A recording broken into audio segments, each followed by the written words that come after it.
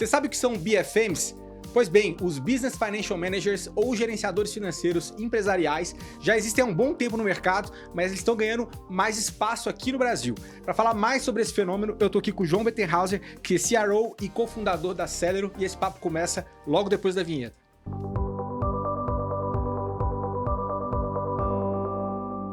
Olá, sejam bem-vindos ao Fintech Talks Podcast. Meu nome é Bruno Diniz e esse é o seu podcast sobre inovação financeira, fintechs e afins. Como eu falei na chamada, a gente vai falar mais sobre o que são BFMs e também sobre como eles têm crescido aqui no Brasil. E para isso eu estou aqui com o João Bettenhauser. João, obrigado pela presença, participação aqui nesse episódio. A gente já flertou muito aqui no Fintech Talks sobre essa combinação de gerenciadores ou até mesmo ERP com ERP Banking, mas eu entendo que a gente tem um ângulo interessante aqui para poder falar em relação a como vocês atuam no mercado e como também o Brasil tem cada vez mais adotado e as empresas têm adotado ferramentas nesse modelo. Então, muito obrigado pela participação sua, cara. Obrigado você, cara. Prazer estar aqui. A gente tem acompanhado o trabalho, até comentei contigo os bastidores aí, essa semana um colega do time me trouxe lá, cara, pô, já viu falar desses caras aqui? Você tem que ir lá e, pô, por coincidência, estamos aqui. Maravilha. Então, vai ser um prazer poder falar um pouquinho aqui sobre a Celero, sobre o BFM, sobre o público PJ, a importância que ele tem, né? Não somente no nosso sistema financeiro, mas para a economia do país como um todo. E, claro, pô, parabéns pelo projeto aí, que com certeza acho que está cumprindo o objetivo, que é levar informação e acesso a tanta coisa importante que está acontecendo no nosso mercado. Boa. Meu caro, antes de mais nada, eu sempre gosto de começar tentando dar um contexto a respeito do convidado, né? Então, assim, falar um pouco da tua jornada antes e até quando que chegou a ideia de construírem uma empresa para atuar especificamente nesse nicho. Então, conta para mim aí um pouquinho do João antes da Celero e dos early days da Celero até a gente chegar... Ah, bom, quantas horas a gente tem? De uma forma mais sintética, claro, mas eu acho que dá para chegar lá. Tranquilo. Bom, cara, então, enfim, eu sou um dos fundadores, né? Nós somos em 3. A gente começou o projeto um projeto de faculdade, isso em 2014, né? Então, eu estudei administração de empresas, me especializei na área de finanças, sempre fui focado na parte financeira, né? E no meio de um movimento de faculdade que estava tendo na época, a gente teve uma matéria chamada Administração Estratégica, que o professor completamente maluco, ele chegou pra gente e falou assim, não vai ter prova esse ano, vão ser 2 semestres aqui comigo, né, A1 e A2, e vocês têm que fazer um projeto inovador, que vai criar algo que faça a diferença para o mundo, que tenha impacto econômico, social, blá, blá, blá. E antes dele ter terminado aquela frase lá, eu já tava de cara amarrada, que eu falei, puta, mais um professor pra gente perder tempo aqui, né? Pô, professor, isso é coisa com o pessoal do marketing, que é criativo, a gente gosta de fazer conta aqui, né? É que engenharia que você fazia? Eu fazia administração, né? Administração, isso. Então, pô, no meio disso, né, parte de custos e tudo mais, que era o que eu gostava bastante na época, isso já saí meio com dor de barriga da sala, achando que ia ser um semestre, um ano perdido ali, né? Mas no segundo período, né, isso era uma aula antes do intervalo e uma depois do intervalo, a gente teve de estatística. E nessa aula de estatística, o professor, que tinha sido diretor financeiro de grandes empresas, o cara, assim, ele já estava assim, com seus 70 e tantos anos, dando aula, muito pelo prazer de dar aula, né? Não porque precisava, né? Estava ensinando sobre projeção de fluxo de caixa. Como utilizar a estatística a favor do controle financeiro de uma empresa para você poder fazer a gestão correta dela. E no meio daquilo ali, a gente observava que, como toda boa sala de aula, né, dos seus, 40 alunos que tinha, devia ter uns 3 prestando atenção. No caso, eu, meu sócio, e um menino que chegou a trabalhar com a gente por um bom tempo, foi o nosso segundo funcionário. E no meio daquilo a gente observava, poxa, olha essa galera que está aqui, muitos aqui vão se formar, vão sair com diploma, né, e vão cuidar de empresas sem saber fazer a projeção do fluxo de caixa, porque não estão prestando atenção nisso aqui.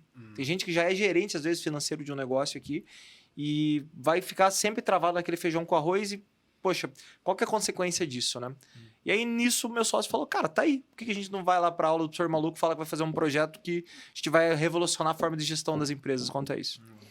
Saímos ali do corredor, encontramos o professor maluco no meio do caminho. Um abraço pro professor Sérgio aí, que deve estar assistindo a gente. E ele falou, cara, isso não é somente o projeto de faculdade de vocês, isso pode ser o projeto de vida de vocês. E começou a vomitar um monte de dado pra gente. Vocês sabiam que 60% das empresas fecham as portas em menos de 5 anos? Sabia que mais de 80% delas não faz ideia de como fazer a gestão financeira? Elas acham que sabem, mas elas não sabem. Sim. A grande maioria não investe um centavo em profissionalização. Sim. E eu acho que o mais absurdo e real de tudo isso, né? Quantas formações tem algum nível de matemática financeira no meio da graduação? Não tem. E a gente sabe que mesmo quem se gradua, muitas vezes não vai ter educação financeira para abrir um negócio ou para cuidar de um negócio. Então, a partir disso, a gente começou a observar esse movimento que, poxa, tem muita oportunidade aqui. Eu já tinha... Meus filhos eram recém-nascidos na época, eu tenho 2 meninos gêmeos, né? Meu sócio estava recém-casado, praticamente, e a gente achou que era uma boa ideia largar os empregos na época e abrir uma empresa de consultoria. Durante a faculdade? Durante a faculdade. Olha só, cara, que coisa. E nisso a gente começou a literalmente botar uma pastinha embaixo do braço e sair pelas ruas de Curitiba lá, perguntando: ô Bruno, tudo bem? Sou consultor financeiro, queria saber um pouco mais sobre a tua empresa, qual que é a tua dificuldade? Chegava na empresa do lado, na padaria, na sapataria, na loteria, e tudo que tinha na rua a gente parava e perguntava. E para entender qual que era o tamanho do problema. Sim. E todo mundo trazia um problema relacionado à gestão de caixa. Olha só. Mesmo que sobrasse caixa. Não sei o que fazer com o dinheiro. Não sei, acho que podia ganhar mais. Acho que estou gastando demais. E muito disso por quê? Porque não tem ninguém que abriu um negócio para cuidar da parte financeira dele. Sim. Você pode perguntar para qualquer pessoa. Foi, às vezes, pela oportunidade, por ser muito bom em alguma coisa. Às vezes, saiu do emprego de carreira e teve, né, ali um incentivo para começar um negócio. Mas não foi, eu vou abrir um negócio para cuidar do financeiro dele. Sim. E no meio desse caminho, cara, a gente começou a vender, né, projetos de consultoria. Mas avançando, a gente foi percebendo que não adiantava fazer a consultoria somente, a gente tinha que estar lá no dia a dia, colocar a mão na massa. E aí a Celero, né, que se tornou com o nome Celero, uma empresa que prestava serviço de assessoria na parte de gestão financeira, um BPO, podemos chamar assim, que popularizou esse nome depois. Sim. A Celero foi a primeira a entregar isso a nível Brasil para a PME. E no meio do caminho... Diretamente para a PME. Diretamente. Né? Sim. Então, fazia atendimento para a empresa, né, tanto prestava o dia a dia de controle, fluxo de caixa e uma visão financeira mensal ali que a gente apresentava agendas. Uhum. Começou a aumentar cliente, começou a vir cliente fora de Curitiba. Comecei a ter que contratar mais gente para me ajudar. Falei, gente, a gente tem um sonho aqui, que é ajudar as 21 milhões de empresas que existem no país. Né? Que PME que tanto precisa. A gente vai precisar de um prédio de gente e não vai dar conta de cuidar de tudo isso aqui. A gente precisa botar tecnologia nesse negócio. Que antes era só BPO, a terceirização da turma que estava ali. 100%. O nosso técnico de tecnologia ele era formado por Google Drive, Excel e tudo que você pode imaginar de ferramentas gratuitas, que era o que dava, né, cara? Sim. E aí a gente entendeu que a gente precisava automatizar processo. E nisso a gente foi começar a buscar conhecimento na área, trouxe pessoas capacitadas, fez a nossa primeira contratação de desenvolvedores, trouxe empresas terceirizadas e foi montando ali até que a gente começou a perceber o tamanho do ganho que a gente tinha com a tecnologia. Então, tinha processos que eram feitos por 5, 10 pessoas, a gente não precisava de mais ninguém para fazer, porque o computador estava fazendo isso. Acho que é a parte base da automação de processos. E aí, a gente foi garantindo que as pessoas que estavam trabalhando lá focassem justamente em tornar cada vez mais a nossa plataforma inteligente, até que a Celero se transformou em uma empresa de tecnologia no meio desse caminho. A gente passou por rodadas de investimento, o modelo do negócio foi se alterando, até que a gente atingiu ali um número aproximado de 10 mil clientes próprios. Então, a gente atingiu uma carteira consideravelmente grande. Essa escala só veio depois que vocês, de fato, tiveram a solução tech de vocês, né? 100% white label. O white label vem depois. 100% automatizada, já com grandes facilidades. SaaS, né? Um SaaS. Se a gente comparasse com outros players de mercado na época, que não eram... né, lembrando que não é um RP. O RP ele sempre vai olhar para todas as funcionalidades e questões operacionais, que envolvem outras questões. A gente sempre olha para a plataforma financeira. Sim, né? Porque é a base da gestão. Tem que estar olhando o fluxo de caixa, tem que estar cuidando dos recebíveis, dos seus pagamentos e assim por diante. Então, a gente chegava, se fosse comparado com outros players, custar até 10 vezes mais do que eles, para trazer o comparativo. Porém, o ganho era tão grande que a gente conseguiu crescer de uma forma absurda quanto é isso. Veio pandemia, a gente cresceu horrores, porque a dor, né, da dificuldade do negócio despertou mais necessidade das pessoas quanto à gestão financeira. E no meio desse caminho ali, a gente recebeu um contato da Visa, né, da bandeira de cartões, procurou a gente falando que tinha um projeto que era interessante, que eles tinham um cliente deles que estava interessado em um BFM e que a gente tinha as funcionalidades que faziam sentido. Eu falei, poxa, BFM, gente... BFM é um termo de fora do Brasil que eu já tentei colocar de alguma forma aqui no meio do caminho, a gente nunca conseguiu emplacar. E poxa, chamou a atenção aqui, vamos lá conversar com eles, né, para entender o que estava acontecendo. Confesso que quando eles buscaram a gente na primeira vez, a gente pensou, poxa, vai ser mais alguma ação de uma empresa grande, porque tanto outros bancos já tinham procurado a gente tinha participado de vários processos de aceleração e tudo mais. Porém, acabou que durante as conversas a gente foi passando por alguns processos e o cliente interessado na solução era o Sicredi, né? Então, uma das maiores cooperativas do país. E no meio desse caminho a gente começou a desenhar possibilidades, porque eles queriam e entendiam da importância, né? Acho que o cooperativismo tem uma série de pilares que tem a sua parte relacional do modelo de negócio e a parte social da coisa, né? De apoiar a economia, de apoiar seus associados, é uma das vertentes principais. E por conta disso eles estavam buscando uma solução que pudesse completar a visão transacional que eles já estavam ofertando. E nisso a gente foi provocado ali a transformar a Celero em uma solução para atendimento a essas instituições. Aí virando, de certo, um white label para pegar o que vocês acumularam aqui de conhecimento a respeito do setor, Exato. de como fazer, ajudar na gestão financeira e tudo mais da empresa, acoplado dentro das plataformas já existentes das diferentes instituições. É isso. Então o projeto primeiro foi com o Sicredi. A gente, obviamente, pivotou o modelo de negócio, porque nós tivemos de escolher se fazia diretamente. Se fazia diretamente ou se ia atender essas grandes instituições. E a gente apostou. Por quê? Porque quando a gente ia fazer um comparativo, Bruno, a nível de mercado com esses competidores, eu não digo concorrentes, mas competidores, porque a gente competia pela atenção, competia pelo dinheiro desses players, né? Sim. Mas como são soluções diferentes, né? São banana e laranja são frutas, mas são coisas diferentes, né? Sim. Mas de toda forma, existiu uma competição ali.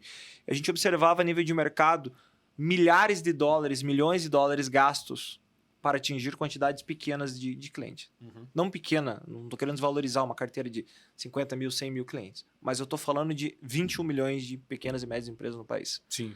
Então, pelos meus cálculos, eu precisaria gastar lá alguns bilhões, talvez, para conseguir atingir esses caras. Sim. Mas o PME, o PJ em geral, né? Mas principalmente esse público tão importante, que é mais de 90% do nosso PIB, ele tem uma rotina igual, não importa qual que é o tipo do negócio, aonde que ele está instalado. Ele vai começar o seu dia, ele vai abrir a conta bancária, ele vai ver se tem dinheiro e vai pagar a sua conta. Aí daqui a pouco ele vai abrir a outra conta bancária, porque ele tem de 3 a 4 contas bancárias, Sim. porque ele tem um pedacinho das suas necessidades de cada um deles. E vai consumir essa informação. Então o nosso grande ponto foi, cara, eu não vou ser mais uma ferramenta para dar trabalho para esse cara. A gente vai fazer o caminho inverso. Ao invés de eu levar o banco para dentro do RP, eu vou levar o sistema para dentro do banco. E nisso que foi essa grande pivotagem e tem dado super certo desde então. Então, hoje a gente vem atendendo, né, enfim, que a gente tem publicamente, né? Sicredi, Caixa Econômica e, mais recentemente, a gente anunciou a parceria com a Serasa, que deve trazer também um grande impacto nesse novo modelo de negócio, levando uma solução completa de gestão financeira, com uma série de automações, sem a necessidade do input de dados dos clientes, que eu acho que é super importante. Se eu der mais trabalho para o usuário não vai fazer. Sem dúvida. Né? E, obviamente, apoiado no Open Finance, apoiando em IA, em tudo que a gente vem construindo ao longo desse tempo. Legal, João. E é interessante, talvez, até para a gente... Você já meio que ventilou um pouco a questão conceitual aqui, né? Mas vamos tentar só voltar nela para não deixar dúvidas, né? A gente sabe que a gente tem o conceito das pessoas físicas, que é o PFM, né? Que é o Personal Financial Manager, né? E a gente tem o conceito do BFM voltado para empresas e tudo mais, né? A gente sabe que esse problema que ele resolve é um problema antigo, é um problema de, somente olhando o contexto das empresas de BFM ali, no caso da ferramenta BFM, problemas que a gente tem, como você falou, educacionais, a gente tem muita gente aqui no Brasil, as pessoas, o empreendedor, a taxa de mortalidade das pequenas e médias, toda essa camada que a gente sabe, baixa eficiência e tudo mais. Né? Mas aí o lance é que a gente tem, e aí talvez algumas pessoas se confundam, modelos de ERP, modelo de ERP, que aí você está tendo um gerenciamento, né, da enterprise, da empresa como um todo, dos seus recursos, e o BFM fazendo essa parte desse apoio e suporte financeiro. Onde você entende que existem vantagens em cada modelo e onde vocês entendem que, eventualmente, o modelo de BFM de vocês ele consegue atender uma boa parte das pequenas e médias empresas sem precisar ir, talvez, mais fundo em outras automações que vão além da financeira no dia a dia da empresa? Assim, cara. Olha, a gente observa um índice que 6% das empresas do país, então pega essas 21 milhões, 6%, né, a gente está falando de um número muito pequeno, Sim. utilizam alguma ferramenta de gestão. Olha só. Tá? Então, e coloque na lista aí de ferramentas de gestão, pode somar um planilhão ali, brabo ali para ajudar no dia a dia. Sim. Então, assim, cara, a gente tem um problema gigantesco de letramento financeiro dos empresários do nosso país. Porque não existe educação financeira na PF. A PF e a PJ são reflexos, porque atrás de toda PJ tem pelo menos um Sim. PF ali do outro lado. Então, a raiz, a base do crescimento de qualquer negócio tem que estar vinculado ao financeiro. Porque uma empresa ela não quebra pelo dinheiro que ela recebe. Ela quebra pelo dinheiro que ela gasta. Sim. Se ela não sabe administrar bem os seus gastos ali. Então, acho que a nossa escolha pelo modelo, o entendimento é que eu estou resolvendo um problema real e eu estou me apoiando com parceiros, né, meus clientes, que querem fomentar a estratégia PJ deles. Qual que é o conceito de fato de BFM?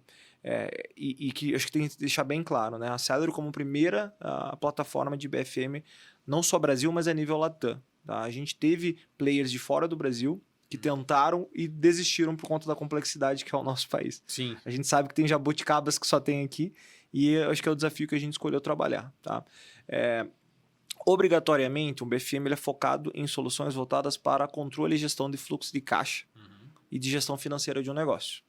Então, dentro desses blocos, a gente tem contas a pagar, contas a receber, gestão fiscal, visão de previsões de pagamento, uma questão orçamentária, categorização desses custos, desses gastos e, claro, obrigatoriamente relacionado com uma experiência bancária. Sim. Se não tiver relação com Pra uma experiência integrar, bancária, né, e não é um BFM. Pode ser um sistema apartado. O cara tem que ficar imputando a coisa Exato. separadamente. Então já começa o ponto aqui. Sim. Um outro contexto que é super importante ressaltar é que a solução ela é ofertada pela IF, pelo banco, pela fintech, pela cooperativa, pela empresa que tem essa rede grande de PJs pelo outro lado ali.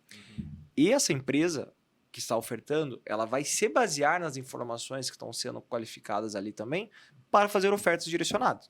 Então hoje a Celero ela trabalha com 2 blocos. Eu tenho a experiência para o usuário PJ, que eu faço o embedded ali de todos esses fluxos de gestão no IB, no home banking, na plataforma da instituição, mas toda a parte de categorização e organização de dados por trás da plataforma, a gente detalha isso para a IF também. Então a gente consegue... Como inteligência para direcionamento e personalização de soluções. É isso. Né? Então, tanto para insights comercial e para expansão de negócio, do tipo, poxa, percebo aqui que o Bruno, né, a empresa do Bruno, ela tem ali sempre, no mesmo dia 10, ela tem uma dor de barriga porque ele assumiu um financiamento lá e ele usa lá X% do cheque especial dele e está pagando tanto de juros por mês. A gente consegue ter essa previsão e essa visão de uma forma muito clara.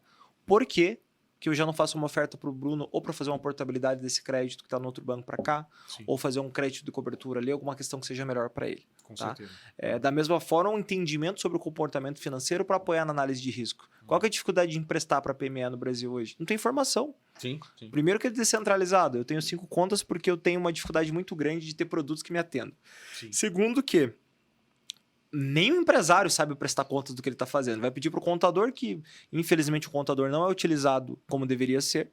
O contador é uma ferramenta de gestão e a grande maioria dos empresários entende como uma obrigação. Sim. Então, vai pedir um DRE, vai pedir um balanço, não se sabe como que aquilo foi feito, qual que é a fidedignidade da informação. E não por culpa do contador, obviamente. Sim. Ele precisa de insumo para trabalhar. Então, o que a gente construiu ao longo do tempo traz muito mais do que um total de entradas, total de saídas. Que a gente vê se misturando no mercado como talvez uma proposta de gerenciador financeiro. Sim. Desculpa, até. E é interessante que durante muito tempo eu acho que essa foi a visão de muitos usuários, né? Assim, e a gente via também ferramentas dessa sem esse nível de sofisticação, são ofertados pelo home banking de muita empresa no home banking PJ, né? Mas ainda era muito incipiente, né, cara? Assim, você viu como é que você vê essa evolução, essa virada de chave e eventualmente quais insumos que ajudaram? Você citou o Open Finance, para que a gente pulasse de fase para um negócio mais integrado, mais automatizado, mais embedado na experiência e complementando a isso, porque que você entende mesmo que realmente a ponta de lança da IF é ideal do que talvez o cara tá trabalhando isso com uma solução mais apartada. Assim. Eu acho que tem que ter comodidade, tem que ser fácil, tem que ser simples. Então, do mesmo da maneira que a gente sofisticou, digamos assim, essa parte da categorização, da forma que a gente entrega a visão financeira, ela tem que ser simples o suficiente para o dono da padaria ali que estudou até a segunda série conseguir interpretar. Tá. Então, a gente tem que encontrar o match de perfeito disso ali. Tá? Sim. Primeira forma que eu vou conseguir isso é não dando trabalho para ele, porque ele não sabe a diferença do custo e uma despesa. Sim. Então, você teve com o pessoal do PFM recente aqui, né? Poxa, uma conta de energia elétrica, ela vai ser a mesma coisa para mim, para você, para o pessoal que está assistindo, é conta de luz de casa, padrão para todo mundo. Alguns vão pagar mais, alguns vão pagar menos, mas ela vai ter a mesma importância no meu demonstrativo de resultado pessoa física. Sim. Agora, se eu estou olhando para uma PJ, se eu estou uma padaria, ela relacionada ao forno, à refrigeração, ela tem uma importância ali que se não pagar, se cortar, acabou o negócio. Sim. Como é que vai crítico, produzir? né? Então é um custo direcionado. Talvez para um escritório de arquitetura, ele não tenha a mesma importância ali, ele vai ser uma despesa administrativa quando a gente olha na visão contábil ou financeira da coisa. Sim. Então o que a gente fez? A gente cruzou milhões de informações ao longo desses 10 anos e criou regras que atendem hoje mais de 1.000 quinais diferentes. Então, dessa forma, todo pagamento ou recebimento que acontece, uma transação, independente do tipo e do método dela, nós conseguimos identificar, opa, essa empresa é uma construtora, ela está comprando material de construção, logo isso aqui vai ser identificado nessa cadeia de custos dele ali. Então, essa organização permite que o PJ entenda, poxa, isso é um gasto com o fornecedor. Putz, isso aqui é uma despesa que não é tão importante, entre aspas, aqui, para a minha gestão. E aí vem todo o aspecto educacional que a gente trabalha por trás, que é um ponto importante do BFM também. Conduzir a empresa a ter uma melhor saúde financeira. Sim. Então, direcionando o que é custo, o que é despesa, o que é margem de contribuição. Então, tem uma série de insights inteligentes que a Celero traz também dentro das suas soluções para direcionar tanto você como negócio, saber quando você vai precisar de algum produto ou vai ter uma necessidade, ou se os teus custos estão maior do que o mercado, por exemplo. Sim. Se a tua margem está muito baixa, o que é margem? Te direcionar para um material que possa te explicar o que é isso. Também tem, além de tudo isso, ainda tem essa parte educacional também embutida 100%. dentro da plataforma. Com certeza. Isso vem dentro do pacote, digamos assim, quando a gente faz a comercialização, porque é super importante. Sim. Então, eu vou te ensinar a entender sobre gestão financeira com os seus números. Sim. Fica muito mais fácil, muito mais prático para a pessoa, né? Acho que o princípio base da educação quando você vai trabalhando em cima de exemplos que fazem parte da rotina da pessoa ali.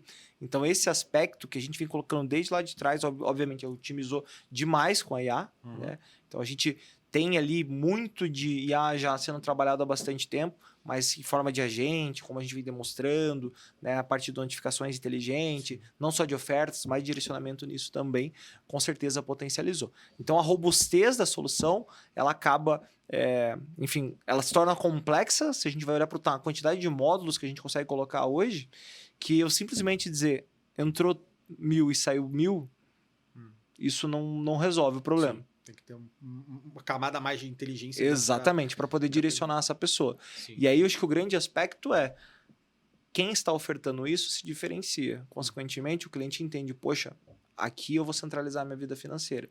E aí a gente tem commitments ali muito bacanas em relação à perenidade do projeto. Por quê? Porque a gente vê que o resultado dos negócios melhora.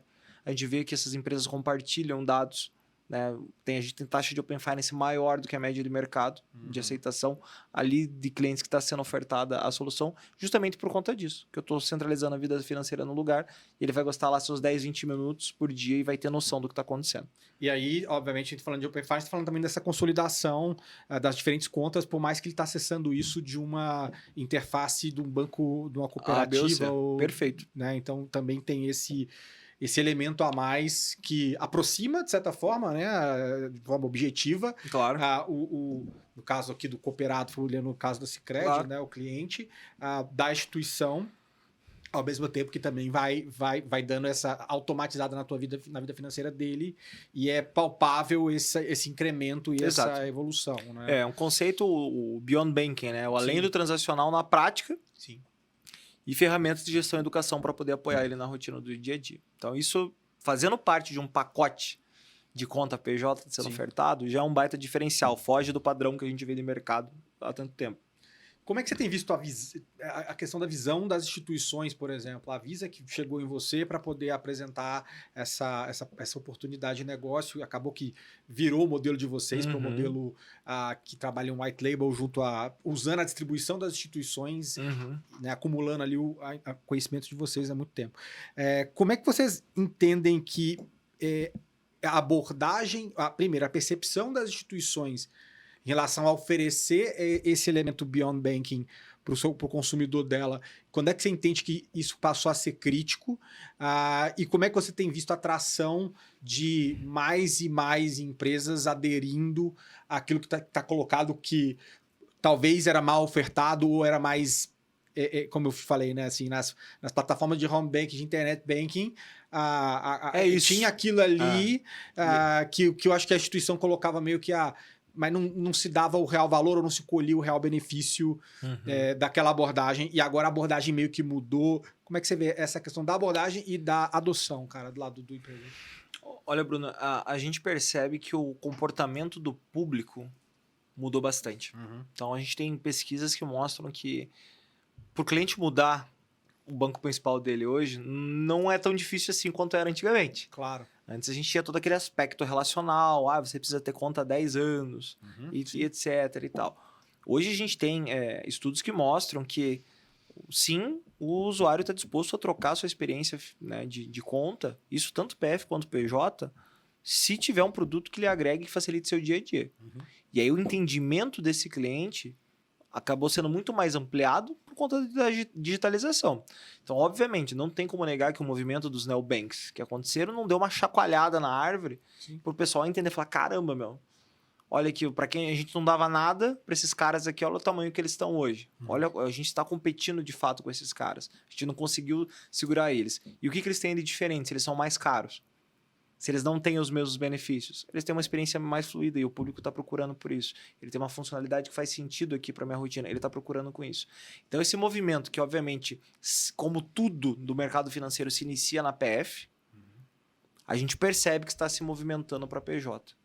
E, claramente, isso vem, o BFM é uma das partes que entra com isso. Então, se a gente olha, a gente sempre acabava acompanhando que para PJ, o que a gente tinha? Eu tinha... Vamos olhando aqui não sei para que lado que eu vou estar na câmera, mas pensando que aqui está o MEI, tá? Às vezes o CNPF não é nem o MEI ainda, sim. O PF que tem um negócio, mas não se formalizou ainda, e aqui olhando para o large corporate lá na outra ponta, o cara grandão. Sim. Tá? A gente vê que muita solução para esse cara aqui, então operações, né, específicas para ele, um atendimento premium, plataformas às vezes feitas especificamente para o negócio especialistas dele. super dedicados em cada todas aquelas questões de remessas, integrações com softwares, blá blá blá, olhando para esse cara lá. Depois começou a se olhar muito pro MEI. Por quê? Porque era a extensão da PF, esse cara mistura o dinheiro. E muito neobank começou batendo na sua incursão PJ no meio. Exato. Né? Assim, porque aqui tá a PF dele, tá a PJ, tá tudo junto e misturado. E é muito difícil mexer nisso. A gente fala aí de mais de 95% dos MEIs ter essa mistura. Sim. Tá? Então, beleza. Então a gente começou a ver muito produto para esse cara, muito produto para esse cara. Esse aqui, uma adaptação da PF ali com outro nome. Sim. Botamos ali uma maquininha para ele receber, talvez um sisteminha de recebimento ali de boleto e algum ponto assim. E agora esse e-mail que tem 20 e tantos milhões, como é que fica? Então, esse e-mail começou a ser... Que também é estratificado, tá? Exato. Que, inclusive, a gente consegue pegar até quem é mais média empresa. Exato. E que também já recebemos aqui também uns players focados em média, por necessidades específicas, mas a gente tem uma densidade. E aí, perfeitamente, se esse grande filão aqui tem necessidades específicas, né? Então, eu tenho o cara que fatura até 30, o cara que fatura até 100, o cara que fatura até 300, o cara que fatura até 1 milhão, e assim vai por diante até chegar no grandão. Óbvio que a necessidade deles vai ser diferente. Sim, claro. Então, aqui, a gente percebe que com entendimento e digitalização, possibilidade de ampliação de ferramentas, né? O mercado mexendo muito nisso, o pessoal começou a se interessar mais em estar buscando. Né? E é um dos nossos desafios aqui como negócio também. Chegar para as instituições e mostrar que o BFM ele propulsiona o resultado da empresa, ela melhora porque ela tá com gestão, mas o banco também melhora seu resultado. Sem dúvida. A gente tem taxas de incremento de receita consideráveis de clientes que utilizam quando a gente faz a comparação do período pré e pós na mesma instituição. E eu não estou nem falando de oportunidade clara de negócio. Estou falando simplesmente por ele utilizar mais a conta. Você está falando, então, é muito mais pelo insight gerado para o lado da instituição financeira, que consegue identificar mais e ser mais assertivo na oferta? Dos dois pontos, exatamente isso. E também do outro lado que começa a entender que tem, poxa, produtos que talvez eventualmente podem me ajudar a facilitar mais minha vida. É isso. E aí, em vez de usar 5 bancos, ele vai usar 1. Ou ele vai usar 2. Sim. Porque ele tá... Aqui está otimizado para ele, está mais fácil para ele. Então, consequentemente, ele vai receber por lá o que ele recebia em outro banco. Porque ele vai ver a informação organizada. Ele vai fazer o pagamento por ali, porque a forma que os pagamentos estão sendo apresentados está mais fácil. Sim. Consequentemente, ele vai fazer a emissão de suas cobranças por ali, vai pedir uma maquininha por ali. Então, as linhas de receitas vão seguindo o fluxo da experiência justamente porque está mais fácil a vida dele. Mas em termos até mesmo de comportamento, como é que você tem visto isso impactando as empresas, o empreendedor, a operação dele ali... na prática, né? Porque o lado aqui da instituição você meio que já... Tá claro, né? Ficou, assim. Assim, a partir do momento que o empresário entende sobre o negócio dele, obviamente fica mais fácil tomar decisão. Você não tá tomando decisão no escuro, né? E o que a gente acompanha, cara? A gente consegue ter... A gente faz alguns relatórios internos, algumas avaliações, até para trazer mais funcionalidades, melhorar as funcionalidades que a gente tem, mas também análises financeiras desses clientes. E o que a gente acompanhou ali? A gente tem um número superior ali a 20% dos clientes que tiveram aumento no lucro operacional deles. Caramba. E o que é bacana isso isolando, né, extremos e tudo mais, né? Estou acompanhando ali um período de 6 meses, que geralmente o que é analisado de comportamento financeiro são 6 meses, tá? E o que é bacana é que desse percentual, mais de 30% tiveram uma melhoria nos resultados por otimização de custos e despesas. Caralho só. Ou seja, o faturamento não aumentou, né? Sim. Relativamente, né? Não teve um grande boom de receitas e tudo mais. Mas ele otimizou as saídas dele. Ele reorganizou o seu fluxo de caixa. Sim. Ele jogou um pagamento para frente, ele negociou com o fornecedor. Por quê? Porque ele recebeu um direcionamento do banco dele que talvez ele estivesse gastando demais nisso ou naquilo, então que ele poderia revisitar um pouco os custos dele. E ali uma pílula de conhecimento direcionado. Sim. Tudo isso customizado, né, endereçado pela seller, obviamente, mas seguindo os padrões do cliente. Boa. E aí a educação on the spot ali, o negócio acontece na hora... É isso, é o número dele, né? Durante a interação dele com o provedor, né? Ele vai aprendendo e vai adequando, então é uma forma... interessante. É interessante também quando a gente para ver esse passado de vocês terem começado com uma cooperativa nesse modelo, faz muito sentido porque tá super alinhado o interesse aqui em ver... os princípios, né? Por princípio mesmo, né? Por mais que hoje vocês também estão com outros players de diferentes setores, assim, dentro do mercado financeiro. E aí é que eu queria voltar, assim, porque no final das contas, vocês fizeram uma escolha de caminho aqui, ao invés de fazer aquela oferta direta, fazer uma oferta via white label junto. Então, quer dizer, a força comercial, o esforço comercial de vocês vai direto para a instituição. E mudou completamente o modelo de negócio. Muda então, completamente. E de ciclo também para botar isso certeza. No ar, né? Então, como é que tem sido isso aí em termos de adaptação tecnológica, linguagem? Porque é uma construção conjunta no final do dia, né? E aí eu queria entender também, porque no final, quando você vai com aquela solução de vocês acoplada, embedada com a carinha da instituição, tem um elemento de customização também do que a instituição entende que faz sentido.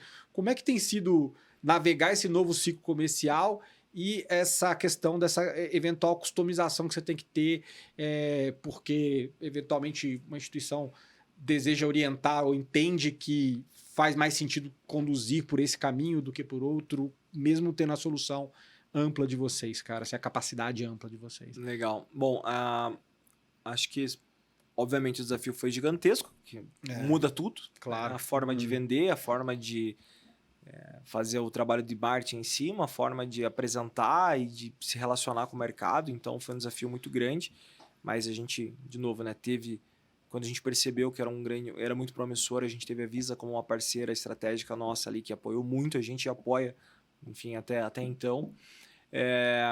Pensando em questões de customização, o que a gente sempre deixa muito claro quando a gente vai ter a tratativa com o nosso cliente? Fala assim, cara, gestão financeira para esse tipo de usuário, faz 10 anos que eu trabalho nisso aqui. E a gente entende, no fino do fino, pontos relacionados à necessidade, à dificuldade, o que precisa ser ajustado, como que a gente coloca no ar. sobre o teu cliente, sobre o modelo de crédito, sobre a forma como você atende. Tem várias instituições que são super nichadas que a gente atende. Atende um público específico, ali, um segmento específico. Você é o cara que entende isso. Então, o nosso trabalho aqui que é agregar. Sim. Vamos aproveitar a facilidade, a rapidez que a Celero, que vem de celeridade, consegue ofertar para te incluir dentro de um cenário de digitalização, de open finance, de diversificação de mercado, e toda essa solidez que você construiu ao longo do tempo. Sim. Então, esse trabalho que é feito a 4 mãos chega a ser palhaçada eu falar, né? 400 mãos, porque tem muita gente envolvida. Sim. Ele demanda muito estudo, muita análise, né? Então, os times de arquitetura acabam fazendo grandes squads ali, mas para a gente conseguir colocar um projeto, hoje, em 3 meses, a gente consegue colocar, dependendo da quantidade de módulos já no ar. Obviamente, tem projetos que são mais longos, tem funcionalidades que são diferentes, mas que o grande ponto que a gente faz é esse. E aí, a garantia que é importante ressaltar é que a gente tem uma estrutura core, onde tem todo o processamento, a nossa inteligência, como que a nossa informação, que é o nosso principal diferencial, de fato, né? Consegue aportar dentro da experiência. E a gente tem o que a gente chama de custom layer, que é onde eu vou plugar cada um desses clientes. Sim. Então, são bases separadas, temos uma série de certificações. Obviamente que segurança é o básico, né? Sim, a gente tem que ter uma série de protocolos e de boas práticas que são sempre colocadas ali, Bruno. Mas o grande ponto é que o usuário lá na ponta não... ele está contratando isso ou ele está utilizando esse serviço ali daquela instituição que está ofertando para ele. Então, eu tenho que fazer parte disso. Claro. Então, é uma relação muito próxima que a gente constrói com os times que estão ofertando para garantir esse funcionamento. O que a gente acaba fazendo? Conforme a gente vai implementando, são pontos de adaptação que precisam ser feitos. Então, eventualmente, a gente está trabalhando lá com uma instituição que tem mais de 100 anos. Uhum. Você imagina que tem diversas formas diferentes de conexões e integrações que precisam ser feitas. Né? A gente tem N estruturas que foram desenvolvidas e que eventualmente podem ser alteradas lá na frente. O grande ponto é, qual que é a melhor forma que a Celero pode fazer para garantir a qualidade, mas que consiga atender a tua necessidade do teu usuário. Sim. Então, a gente não chega com um livro e dá na mesa ali e fala, pessoal, é isso aqui e trabalha. Sim, não, claro. E até necessidade de integração em relação a outras, as diferentes unidades de negócio da própria instituição financeira e tudo que ela pode entregar de inteligência e pode ter também de contrapartida disso, dessa relação, né? É isso. E o que a gente sempre vê, né, tem falado muito em vários episódios aqui, sobre também o uso de inteligência artificial dentro desse mundo, obviamente que é uma ferramenta que vem alavancando, já existe há muito tempo, mas vem alavancando muitas dessas relações, né? E vocês lançaram recentemente uma ferramenta também, chama Tina, né? Isso. Então, assim, assistente voltada para esse mercado, integrada também aos próprios canais bancários, então é mais uma layer aí, né? Primeiro, assim, obviamente, o que motivou, eu acho que todo mundo está indo para esse caminho, né? Não tem muito para fazer. Mas quais têm sido os principais desafios para construir essa solução de IA nesse ambiente de PME, com diferentes abordagens por diferentes clientes, como a gente acabou de falar aqui, né? E o que você tem visto de retorno já? Eu não sei se deu tempo já de metrificar e de colher percepções ou, enfim, user experience também em relação a isso, né? Só para tentar entender os movimentos em relação à IA. Legal, cara. Então, assim, a Tina já é um projeto antigo nosso, que a gente consolidou, ele lançou esse ano, tá? A gente tem diversas formas que a gente aplica a IA dentro da Celero, né? Então, enfim, desde a categorização das informações, a geração de insights, como que a gente faz essa aplicação por notificação, por e-mail, enfim, tem N pontos ali. Sim. Mas a gente sempre personificou a Tina na parte de relação com o usuário. Ah, sim. Tá? Ela é customer facing mesmo, né? Exato. Então, a gente sempre buscou ofertar dentro da camada de produtos uma linha de suporte também educacional, que pudesse apoiar esse cliente, mas também para apoiar ele ali no dia a dia, na parte que tange as rotinas de gestão financeira. Então, a Tina não está lá para ensinar o cara a fazer um Pix. Ela está lá para ajudar ele a interpretar um fluxo de caixa, como que ele consegue direcionar seus recursos, qual é o melhor produto que ele pode estar buscando. Sim. E aí, o que é muito bacana, né? Conforme a gente foi... a tecnologia foi se desenvolvendo, né? A gente foi acompanhando vários modelos de mercado que foram sendo trazidos e o nosso time foi estudando. A gente começou a acoplar isso dentro da solução e aplicar isso na linha de suporte. Então, hoje a TINA ela tem uma taxa ali de resolução de problemas superior a 90%, sem a necessidade de ser transferido para um suporte humano. Então quer dizer que ela cumpre esse papel até para a instituição financeira mesmo, no sentido de não precisar nem usar os canais, porque ela está ali para tentar Exatamente, ela faz parte do canal, a gente consegue incluir ela ali, né? Mas, e aí, antes de você continuar, assim, como é que isso talvez choca com algumas iniciativas das próprias instituições de... Isso é um dos pontos de desafio, né? Então, o que a gente tenta fazer é sempre direcionar a nossa parte para a parte de gestão financeira. Então, eventualmente, se é outro ponto, ela vai direcionar ali. Entendi. Tá? Mas o que eu acho que é bacana, né? Exemplos do que já pode ser feito.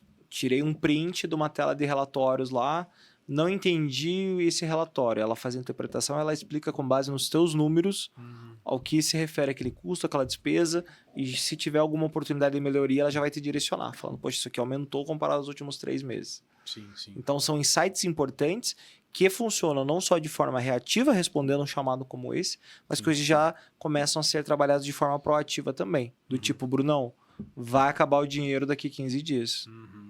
Importante você buscar os teus clientes para ver se você consegue fazer alguma antecipação ou puxa um crédito aqui disponível para você, uma antecipação de recebíveis, procure seu gerente, enfim, aí é o call to action direcionado e analisado junto com a plataforma.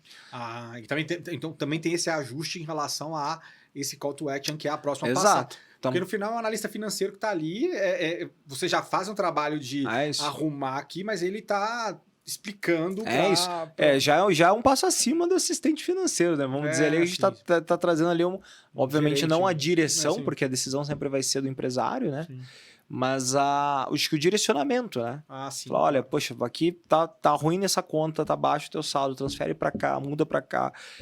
São premissas traçadas junto com a instituição. Sim. Então, quais são os produtos? Os produtos são esses. Quem que é o cliente-alvo? O cliente-alvo são esses. E o que é muito legal? E o que a gente acaba trazendo uma transformação nesse meio? O crédito no Brasil, já há bastante tempo, ele é cedido conforme o teu nome está limpo. Então, é muito olhado para a tua parte negativa da coisa. Sim. O que a gente trabalha aqui é olhar para a parte positiva da coisa. Sim. Então, qual que é o potencial de geração de caixa dessa companhia? Eu olhar para uma possibilidade de ofertar crédito para essa companhia, pelo que ela gera de receita e não pelos tropeços que ela teve ali, traz muito mais ampliação de possibilidades. Então, a gente calcula que deva ter ali em torno de 30% de um universo não explorado de crédito, justamente que eu caio logo numa primeira triagem, porque eu sou avesso a risco, acho que faz parte, não estou dizendo que os modelos de risco são errados, tá, pessoal? O que eu acho que a gente pode fazer é enriquecer ainda mais e trazer mais informação para apoiar nessa tomada de decisão. Bem interessante, cara. E hoje, né, você citou a questão da questão positiva e tal, vocês também estão com o Serasa, né? Como é que esse modelo de vocês funciona dentro de um contexto Serasa, já que a gente não tem... objetivamente, como a gente está falando de outros, o Sicredi, por exemplo, Caixa também que vocês estão, que não tem o produto financeiro diretamente. Ou às vezes tem, eu não estou sabendo. Bom, cara, acho que cada cliente que a gente tem, acho que afim, tanto dos que você citou quanto de outros que a gente trabalha, cada qual tem uma estratégia específica. Sim. Tá? Então, acho que o nosso trabalho ali é apoiar e direcionar para que acho que os dois lados tenham sucesso, tanto o PJ quanto a instituição em si dentro da sua estratégia. Sim. Acho que cada um ali tem a sua forma de divulgação, de comercialização diferente, o que está no escopo de produtos, e a gente também trabalhou a nossa modularização de negócio muito pensando nisso. Então, hoje eu tenho a minha solução, ela permite que você consiga pegar pedacinhos dela e possa incluir, seja numa área BFM dentro do meu IB, ou vou colocar um pedaço do BFM na parte de recebimentos, vou colocar um pedaço na minha área de extrato. Então, essa modularização também simplifica esse fluxo e vai muito direcionado à estratégia de cada um. Boa. Tá? Então, a estratégia é isso, se olha para tipo de produto, como está sendo trabalhado e assim por diante. Tanto no que tange dar uma visão clara sobre a gestão, quanto fazer ofertas e dar um call to action para uma contratação, eventualmente até para, quem sabe, num futuro breve, para uma transação sendo realizada ali através desse agente também. É super amplo, assim, eu acho que do que vocês criaram aqui de capacidade, né, de como você destrincha isso e aplica dentro da necessidade de Beyond Banking de cada instituição, com o seu perfil, e o que faz a partir disso também, seja do lado de aproveitar oportunidades que estão na mesa e que as instituições não estão vendo, como também no papel, eu acho que no papel educacional, tem toda uma simbiose que a gente vê bem claro aqui. Mas olhando até para próximos passos evolutivos desse mercado especificamente, assim, você acha que a gente não corre um risco também de acabar vendo essa oferta de BFM sendo até banalizada? Porque às vezes as instituições acreditando que estão colocando algo de BFM, mas na verdade sem esse nível de profundidade e tal, e talvez eventualmente a gente passar a ver posicionamentos assim, até não mexendo tanto o ponteiro, porque algumas coisas são comoditizadas. A capacidade de alguns players de trabalhar Open Finance, trabalhar IA e tal, e tentar integrar alguma coisa, são blocos de Lego à disposição para todo mundo que se propõe a fazer algo nesse sentido. Mas você entende que a gente vai ter uma filtragem nesse mercado em relação a entregas que, de fato, estão mexendo ponteiro e que tanto na ponta da instituição como na ponta da entrega para pequena e média empresa, cara? Como é que você enxergou? Ou ainda é muito incipiente esse mercado, esse momento ainda no Brasil em relação a isso? E você vê muito mais uma questão de construção do que uma eventual depuração desse ambiente. Eu vejo ainda com bastante espaço para construção. Tá? Eu vejo que o mercado está buscando soluções. Não só BFM em si, mas várias possibilidades voltadas para PJ, então é algo que está aquecido. Eu entendo que a gente, hoje, pelo tamanho de projeção de pipeline que a gente tem, de relacionamento que a gente tem com diversas instituições e do que a gente acompanha do mercado em si, ainda falta muito para ter ofertas claras de BFM ou gerenciador financeiro, como o pessoal chama no abrasileirado da coisa, sim. Tá? Mas que já existem algumas confusões a nível de mercado. Então, assim, de novo, acho que o contexto, o conceito base do BFM foi o que a gente começou conversando aqui. O que não se encaixa ali não é um BFM. E a gente já percebe que tem beleza, vamos fazer isso aqui porque é mais simples, mais fácil, tudo bem. Quem que julga isso? O mercado.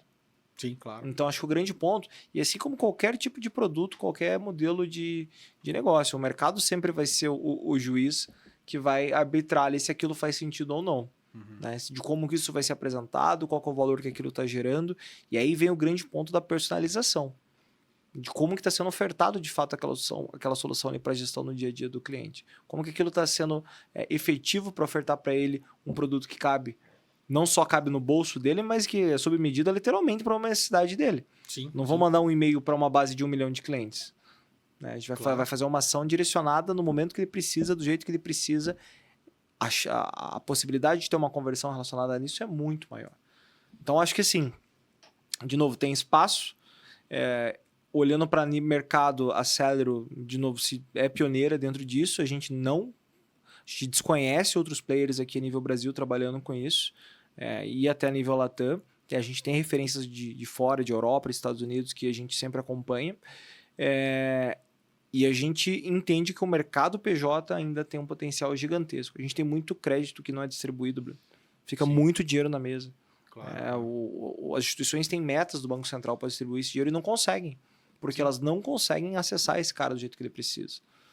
O público ele é muito carente. Ele vai buscando. Se você for aqui num café aqui de baixo que tem aqui, você vai ver tem 4 maquininhas, 5 maquininhas diferentes ali. Sim. Porque ele tem lá, em uma ele passa no débito, a outra ele passa no crédito, a outra é pro VR, o outro ele tem lá por onde ele recebe no Pix e a conta rende mais, no outro ele faz pagamento, do outro foi outro banco que mandou, ele nem lembra.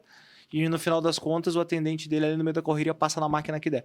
Então, assim, aquela engenharia macarrônica que ele construiu ali para fazer a gestão de uma empresa desse tamanho, que vai economizar R$100 no final do mês para ele, mais dá trabalho do que de fato resolve o problema dele. Então, acho que é muito nessa linha. Ter essa percepção, escutar o cliente na ponta, e foi o que a gente fez muito, desde o começo da empresa, que a gente andava lá pelas ruas lá de Curitiba, conversando com os empresários, a gente sempre manteve isso muito ativo através dos nossos canais de contato. O que está bom, o que está ruim, o que você gostaria de ver, como que você gostaria de ver, qual que é o termo que você usa, qual que é a melhor forma de enxergar isso, funciona no teu celular, não funciona no teu celular, você quer ver isso na tua maquininha. Enfim, então é algo exaustivo de experiência do cliente que é feito para garantir que vai ser uma solução utilizada. não Sim. mais uma aba incorporada ali no meio de tantas outras. E esse exemplo que você citou é interessante, porque a gente vê muitos pequenos negócios sendo ali bombardeados pelas forças comerciais de diferentes instituições, obviamente, Claro. e sempre colocando ali uma alternativa ou outra, que às vezes fica até difícil dele ter um crivo comparativo real, e ele vai andando com essa máquina cheio de penduricalho ali de diferentes ofertas, né? Até para ele ter o pulso, né, de que aquilo ali faz sentido ou não faz, se aquilo ali realmente está agregando um negócio, é um pouco difícil. E aí me volta uma questão, assim, que eu vejo muito quando eu olho para esse mercado, que é eventualmente a questão de vieses, né, cara? Assim, se a gente está falando, e aí quando você vê alguns players fazendo ofertas dentro desse universo, sendo players independentes, versus uma oferta que vocês são white label, mas estão incorporados dentro de uma instituição, você não entende que eventualmente a gente pode também cair em alguma narrativa de vieses também eventuais de que pode consumir o BFM que está ofertado ali pela instituição vai restringir a minha visão sobre oportunidades melhores para gerenciar meu negócio com ferramentas mais múltiplas, assim. Eu entendo o teu ponto, né? Principalmente acho que a gente olha para o empresário como um ser desconfiado. Nós fizemos um artigo recente sobre a adesão do Open Finance, né? E como que os PJs especificamente estão olhando para isso. E a gente tem uma informação muito interessante que 83% se dizem dispostos a compartilhar os seus dados desde que tenham algo em troca. Sim. E não uma promessa. O resumo é isso. Sim, claro. Isso é um absurdo, cara. E que 1/3 deles ainda estaria disposto a pagar se tivesse algum tipo de benefício. Olha só. Então, veja, é um comportamento diferente que a gente está percebendo do usuário hoje. A digitalização aumentou bastante. Esse receio, essa desconfiança era muito, né, do tipo, o governo vai me taxar, eu vou ter algum tipo de problema relacionado a isso e tudo mais. Como hoje o controle está muito maior e dificilmente, né, os pagamentos em espécie estão cada vez menores, então aquele por fora que entrava ali e que é cultural nosso, e que não estou dizendo que é correto, tá, pessoal? Não é, pelo amor de Deus. Mas é real. Mas é real, é uma realidade que a gente precisa ver. É cada vez mais difícil. Então, o aculturamento desse controle, dessas informações, já faz com que essas empresas busquem alternativas. Então, ele está mais disposto, sim, a fazer, está confiando mais na tecnologia e acho que esse dado é super interessante até para garantir isso. Né? Não, claro. E eu entendo também que assim, a gente tem um nível de competição no mercado cada vez mais acirrado. Todo o papo de principalidade que a gente já teve muito com pessoa física, ele acaba migrando agora para a seara da pessoa jurídica, que tem outros drivers decisórios diferentes da pessoa física, né? Que é bem diferente. E aquela coisa que a gente fala também, assim, a gente debateu muito Beyond Banking em pessoa física, que aí você pode explodir para um monte de coisa, desde marketplaces que a gente vê, até oferta de plano de celular, como a gente está vendo em alguns casos, com o Inter, com o Nubank, enfim, e muito mais do que vai vir. Mas se a gente pega o mundo PJ, para esse segmento que você falou ali, que é pouco observado, existem muitas oportunidades para se fortalecer essa relação, para fazer uma entrega maior, que vai além daquela entrega comoditizada que muito player financeiro oferece, com ganho real, com incremento de financeiro mesmo na vida da empresa, e aí também servindo com aquele contraponto da inteligência. Então, também oferecendo inteligência para os dois lados. Exato. Né?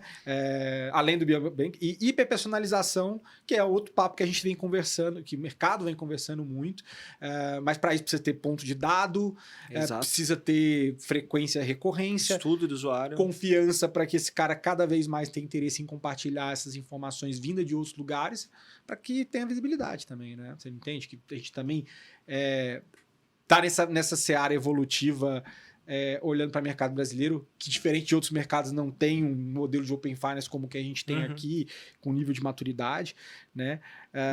Mas aí eu queria também aproveitar e emendar, talvez, em cima desse insight que a gente está compartilhando aqui, é que a gente tem aqui, existe uma narrativa que não é só uma narrativa, mas é real, que a gente falou que as PJs no Brasil, principalmente pequenas e médias, têm uma dificuldade complexa, uma realidade complexa, uma falta de entendimento sobre elementos básicos do seu dia a dia, né?